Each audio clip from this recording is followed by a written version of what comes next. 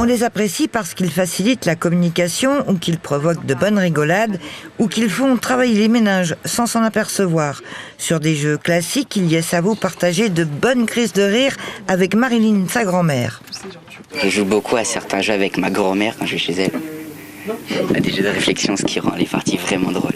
On joue aux acrobates, qui est extrêmement drôle, et à un jeu qui s'appelle le... Ah, je n'ai plus son nom en tête. Mais c'est un petit jeu de réflexion qui me fait un peu penser aux échecs. Thomas a 2 enfants en bas âge. Il recherche d'abord de quoi les occuper quand il pleut, mais de quoi divertir les grands également. Ça fait 2 jours qu'il pleut, donc on cherche des activités pour les soirées et puis aussi pour occuper les enfants. On cherche toujours ce genre de jeu quand même qui va un peu susciter leur intérêt puis développer leurs capacités. Anthony et sa sœur aiment se détendre avec de nouveaux divertissements. Partagent avec les copains avant le dîner, mais sans papa qui préfère le grand air. Moi, c'est vrai, j'ai eu des amis qui étaient à fond en jeux de société. Mais vraiment, c'était à chaque fois qu'on allait chez eux, c'était un nouveau jeu. C'est là que moi, j'en ai eu un peu marre de découvrir des règles à chaque fois. Et je me suis dit, moi, il y a des jeux que je vais bien aimer. Et je vais en avoir quelques-uns. Comme ça, les gens, ils connaissent les règles et on peut rejouer facilement. Et vous Vous jouez avec eux?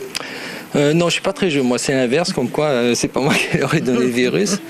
Non, moi, je suis plutôt dans le sport, dans le vélo. Dans les boutiques de jouets et de jeux, on trouve les grands classiques, des jeux qui peuvent encore amuser les parents et les grands-parents, mais parfois un peu moins les jeunes. Il existe une boutique qui ne présente que des nouveautés et les ados ne s'y trompent pas.